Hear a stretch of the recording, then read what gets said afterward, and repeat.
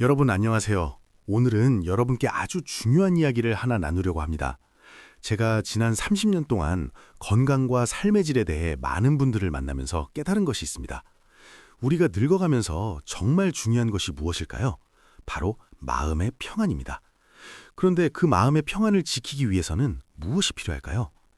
옛날부터 우리 어른들은 집에 곡식이 있으면 마음에 걱정이 없다는 말씀을 하셨습니다. 우리 한국 사람들은 아껴 쓰고 조금씩 모으고 힘든 날을 대비해서 저축하는 습관으로 세계적으로도 유명하죠. 이것은 그냥 좋은 버릇이 아닙니다. 우리 할아버지, 할머니 세대부터 내려온 소중한 전통입니다. 특히 나이 드신 분들은 인생에서 많은 일들을 겪으셨기 때문에 돈을 모으는 것이 얼마나 중요한지 누구보다 잘 아십니다. 그런데 말입니다. 제가 요즘 가장 안타깝게 생각하는 일이 하나 있습니다. 사람은 세상을 떠났는데 재산은 그대로 남아있는데 자식들은 그 사실을 전혀 모른다는 겁니다. 이런 일이 결코 드문 일이 아닙니다. 정말 많은 가정에서 이런 일이 벌어지고 있습니다. 옛날 우리나라에 은행이나 지금 같은 금융 서비스가 없던 시절이 있었습니다. 그때는 집에 금이나 귀한 물건들이 있으면 특히 좀 살만한 집안에서는 어르신들이 아무도 생각지 못한 곳에 그것을 숨기는 습관이 있었습니다. 침대 밑에, 식탁 다리 밑에, 심지어는 마루 밑에 구멍을 파서 이런 귀한 재산들을 묻어두셨죠. 도둑으로부터 재산을 지키고 나중에 자손들에게 물려주기 위한 나름의 방법이었던 겁니다. 그런데 이것이 때로는 큰 슬픔을 만들어냅니다. 재산은 그대로 있는데 자식들이 전혀 모르는 거예요. 그 귀한 재산이 시간이 지나면서 잊혀지고 남은 가족들에게는 큰 후회만 남게 됩니다. 제가 실제로 들은 이야기를 하나 해드리겠습니다. 부산에 사시는 65세 된 어떤 분이 계셨습니다. 자식은 없었지만 평생 아껴 쓰면서 노후를 위해 약 8천만 원을 모으셨어요. 그런데 이분이 그 돈을 은행에 맡기는 대신에 자기 집 다락방에 숨겨두기로 했습니다. 안전하고 아무도 모를 곳이라고 생각하셨던 거죠. 평소에는 그 돈을 거의 확인하지 않으셨습니다. 안전하게 잘 보관되어 있다고 완전히 믿으셨던 겁니다. 그런데 어느 날 조카가 갑자기 돈이 급하게 필요해서 빌리러 왔습니다. 이분이 다락방에 돈을 가지러 올라갔는데 깜짝 놀라셨습니다. 돈이 엉망으로 망가져 있고 지폐가 구겨지고 찢어져 있는 거예요. 알고 보니 그 돈이 쥐한테 갉아먹혔던 겁니다.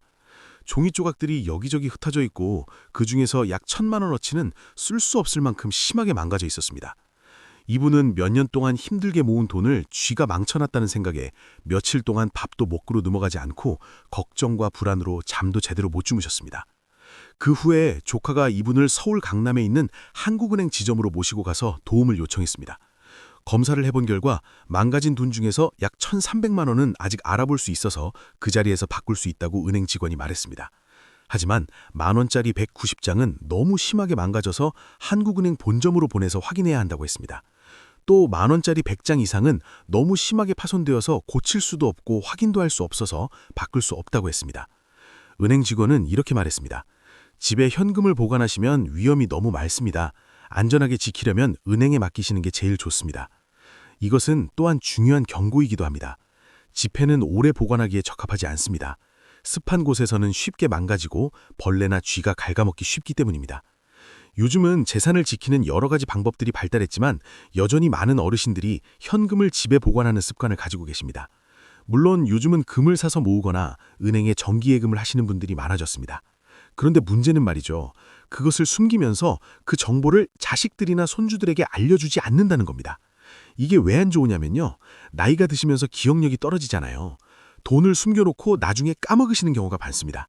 더 안타까운 것은 돌아가신 후에 자식들이나 손주들이 집을 정리하다가 구석구석에서 금이나 통장 같은 귀한 재산을 발견하는 경우입니다. 금은 귀한 쇠붙질이라 항상 높은 값어치를 가지고 있습니다. 찾았을 때 언제든지 바로 돈으로 바꿀 수 있죠.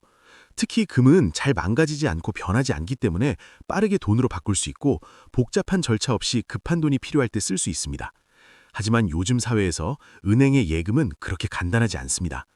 은행에 돈을 맡기는 것은 재산을 안전하게 지키고 잃어버리거나 망가질 위험을 줄이는 방법입니다.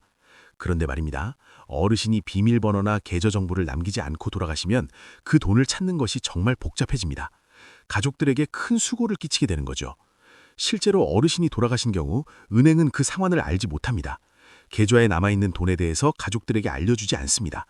누군가 직접 은행에 찾아가서 필요한 절차를 밟지 않으면 그 저축은 계속 계좌에만 남아있게 되고 쓰는 사람도 없고 물려받을 사람도 없는 상태가 됩니다. 평생 모은 돈이 잊혀지고 가족을 위해 쓰이지 못하게 되는 거예요. 이것은 돈 낭비일 뿐만 아니라 돌아가신 분의 귀한 재산이 가족을 돕고 원래 바랐던 대로 쓰이지 못한다는 유족들의 후회이기도 합니다. 그럼 부모님이 돌아가시고 유품을 정리하다가 은행 통장을 발견했을 때 그 돈을 찾기 위해서는 어떻게 해야 할까요? 중요한 서류 3가지를 준비해야 합니다. 첫째, 사망증명서입니다. 이것은 통장 주인이 돌아가셨다는 것을 증명하는 꼭 필요한 서류입니다. 사망증명서는 법적인 상황을 확인하고 정당한 상속인이 찾을 권리가 있다는 것을 보장합니다. 둘째, 돌아가신 분의 신분증입니다. 그러니까 은행에 돈을 맡긴 분의 신분증이나 주민등록증이 필요합니다. 이것도 중요한 서류 중 하나인데 어르신이 돌아가신 경우에도 은행이 정확한 정보를 확인할 수 있도록 신분증이 필요합니다. 이 2가지 서류는 필요하긴 하지만 준비하는 게 그렇게 어렵지는 않습니다. 그런데 3번째 서류가 문제입니다. 바로 상속 절차인데요. 이게 아주 복잡하고 끝내는데 시간이 많이 걸립니다. 만약에 통장의 비밀번호를 모른다면 그 예금은 유산의 일부로 여겨집니다. 우리나라 유산 상속 절차에서는 이걸 처리해야 합니다. 이 상속의 목적은 관련된 사람들의 상속 권리를 확인하는 겁니다. 유산에는 배우자, 자식, 부모, 다른 친척 등 여러 상속인이 있을 수 있습니다. 돌아가신 분이 분명한 유언을 남기신 경우에는 그 유언의 내용에 따라서 재산을 나눕니다. 유언이 없는 경우에는 법으로 정해진 상속 순서에 따라서 나누게 됩니다. 배우자, 부모, 자식이 첫 번째 순서의 상속인이고 이 순서의 상속인이 없으면 형제 자매나 조부모님이 2번째 순서의 상속인이 됩니다. 모든 필요한 상속 절차가 끝난 후에야 정당한 상속인은 은행에 가서 돌아가신 분의 계좌에 남아있는 돈을 찾을 수 있습니다.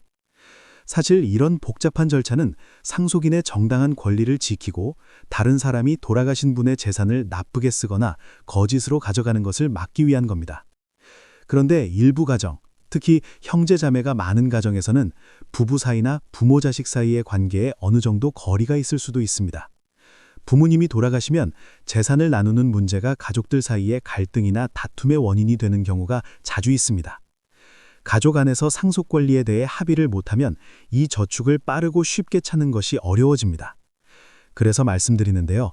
자식들이 재산을 상속받을 때 문제를 피하기 위해서 재산을 안전하게 지키고 은행 예금을 자식들이 쉽게 상속받을 수 있도록 어르신 여러분께 4가지 중요한 주의사항을 알려드리고 싶습니다.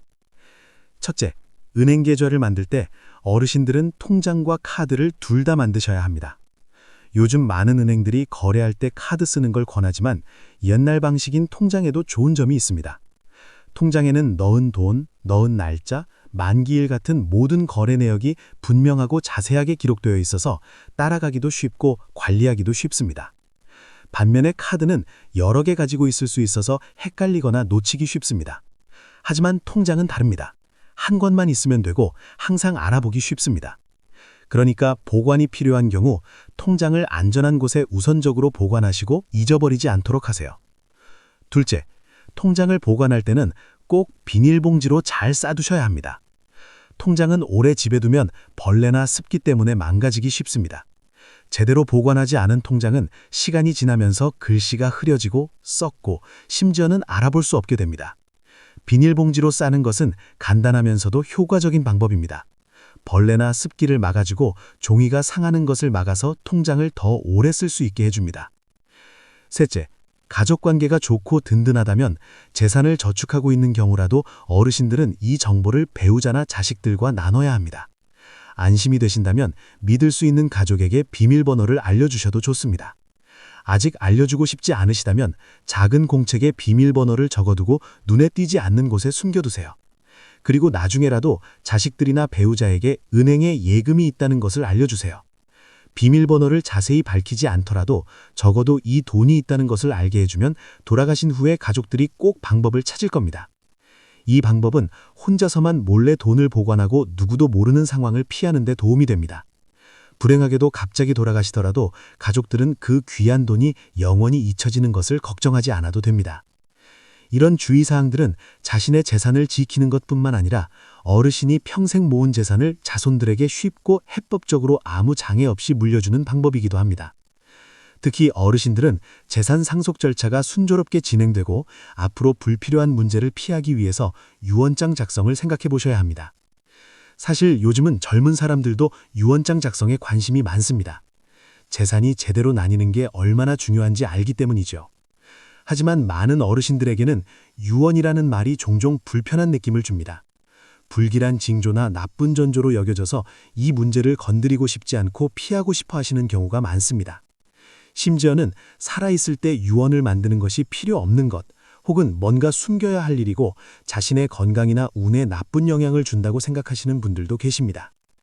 하지만 요즘 사회는 많이 변했고 유언의 뜻도 예전과는 다릅니다. 유언은 자신의 재산이 자신이 원하는 대로 나뉘는 것을 보장하는 방법일 뿐만 아니라 돌아가신 후에 가족들 사이의 다툼을 최소한으로 줄이는 방법이기도 합니다. 이런 옛날 생각들을 넘어설 수 있다면 일찍 유언을 만들고 재산이나 현재 빚을 분명하게 적어두면 나중에 상속이나 재산 나누기 과정이 더 분명하고 공정해집니다. 자손들도 재산 문제를 처리할 때 많은 어려움이나 복잡함을 줄이고 불필요한 갈등을 피할 수 있습니다. 제가 인터넷에서 우연히 본 영상이 하나 있었어요. 기자가 80살 넘은 백발의 어르신을 인터뷰하고 있었어요. 기자가 물었습니다. 노후에 돈과 자식 중에 뭘 더 믿으십니까? 어르신은 망설임 없이 대답하셨습니다. 돈이지. 옛날 생각으로는 많은 한국 사람들이 자식을 키워서 노후를 의지한다고 믿었는데 이 어르신의 분명한 대답에는 경험자의 씁쓸한 이해와 약간의 쓴멋이 느껴졌습니다. 빠르게 발전하는 요즘 사회는 많은 옛날 생각들을 바꿔놓았습니다. 삶의 속도는 점점 빨라지고 사람들의 살림살이는 예전보다 훨씬 나아졌습니다. 하지만 사람과 사람 사이의 정은 점점 얇아지는 것 같습니다. 아니면 생활의 압박이 각자 다른 사람에 대한 관심을 줄이고 있는 것일 수도 있습니다. 어르신의 말씀은 깊이 생각하게 만듭니다. 그리고 그럴 만한 이유가 있습니다. 어르신은 이렇게 말씀하셨습니다. 돈이 있으면 남에게 걱정이나 의지를 하지 않고 더 나은 생활을 할 수 있어. 병원에 가야 할 때 돈이 모자랄까 걱정할 필요가 없지. 맛있는 것을 먹고 싶거나 어디 가서 쉬고 싶을 때도 눈치를 보지 않아도 돼. 그분에게 돈이 있다는 것은 인생의 마지막 나날들에서 자유와 안심을 뜻합니다. 게다가 이렇게 나누셨습니다. 설령 건강이 나빠지고 움직이기 힘들어져도 날마다 돌봐줄 도우미를 고용할 수 있어. 내 생활을 충분히 안심하고 지낼 수 있지. 인생의 마지막 단계에 들어서면 사람은 지출이 합리적인가, 한 푼 한 푼을 아껴야 하나를 생각하지 않습니다. 그것보다는 자신에게 편안함과 평안을 가져다 주는 게 더 중요합니다. 어르신은 말씀하셨습니다. 인생 문제의 99.9%는 돈으로 해결할 수 있어. 모아둔 돈으로 내 노후에 대부분 필요한 것들과 바람들이 채워지지.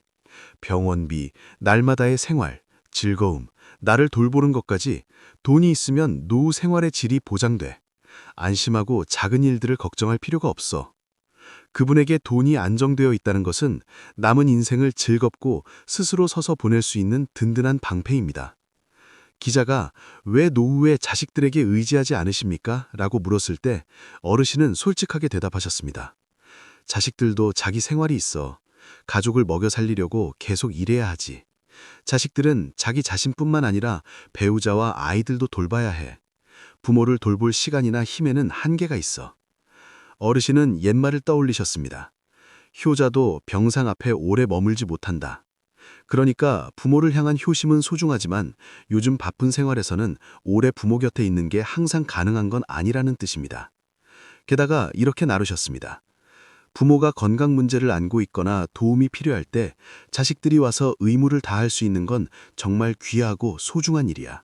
그건 효심을 보여주는 거지. 하지만 나는 그들이 항상 원하는 만큼 오래 부모 곁에 있을 수는 없다는 걸 알아.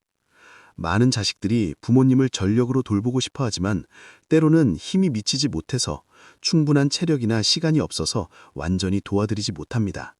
그래서 어르신은 자기 자신을 위해 자식들에게 더 이상 번거로움이나 짐을 주지 않도록 젊을 때부터 돈을 모으고 그것을 지키는 게 최선의 방법이라고 생각하십니다. 이렇게 하면 경제적으로 자립할 수 있고 완전히 자식들에게 의지할 필요가 없어집니다. 또한 노후에도 자존심과 독립을 지키는 방법이기도 합니다. 마지막으로 어르신은 진심을 담아 이렇게 말씀하셨습니다. 돈이 있어도 자식은 필요해. 자식들이야말로 인생의 중요한 마음의 버팀목이지. 도우미가 아무리 좋고 아무리 헌신적이어도 결국 남이야. 깊은 혈연 관계가 없어. 일하는 시간이 끝나면 그들도 떠나고 일이 끝나면 자기 가족한테 돌아가지. 어르신의 말씀은 많은 사람들 마음에 와닿았던 것 같습니다. 가족의 끈은 무엇과도 바꿀 수 없는 든든한 이어짐으로 여겨져 왔습니다. 사람들이 자주 말하듯이 그것은 뼈가 부러져도 힘줄은 이어진 관계입니다. 이 관계는 피로 이어진 것뿐만 아니라 가족 세대 사이의 사랑과 깊은 끈의 원천이기도 합니다. 아무리 돈이 많아도 자식이 부모에게 바치는 진심 어린 사랑이야말로 노후의 가장 든든한 마음의 버팀목이고 한 사람 한 사람의 영혼에게 큰 위로가 됩니다. 인생은 물질적인 경험이나 편안함만이 아닙니다. 마음의 충족도 있고 가족과 함께 사랑하고 끈을 깊어하는 모습들도 있습니다. 요약하자면 누구나 언젠가는 나이가 들게 되니까 일찍부터 준비하는 게 정말 중요합니다. 젊을 때부터 노후 자금을 저축하고 조금씩 쌓아가면 노후에 돈 걱정 없이 더 편안하고 고요한 생활을 보낼 수 있습니다. 자식이 있고 기댈 수 있다는 것은 운이 좋은 일이고 무엇과도 바꿀 수 없는 행복입니다. 하지만 자식들에게 완전히 의지해서는 안 됩니다. 왜냐하면 그들도 자기만의 시련을 안고 있기 때문입니다. 반대로 충분한 돈의 여유가 있다면 필요할 때 자식들을 도와줄 수 있고 세대 사이의 끈을 더욱 깊게 만들 수 있습니다. 만약 자식이 없다면 앞으로의 어려움을 피하고 스스로 서서 노후 생활을 보장하기 위해서 더 많은 돈을 모아야 합니다. 돈이 있다는 것은 생활의 질을 지키는 것뿐만 아니라 노후를 자유롭고 자신 있게 가볍고 고요하게 맞이할 수 있게 해줍니다. 이 영상이 여러분께 도움이 되고 행동을 일으킬 계기가 된다고 생각되시면 1이라고 코멘트 달아주세요. 그렇지 않으면 0이라고 코멘트 달아주세요. 여러분의 코멘트는 저희에게 정말 중요합니다. 여러분의 건강과 평안을 빕니다. 이 영상을 보시느라 귀한 시간을 내주셔서 감사합니다.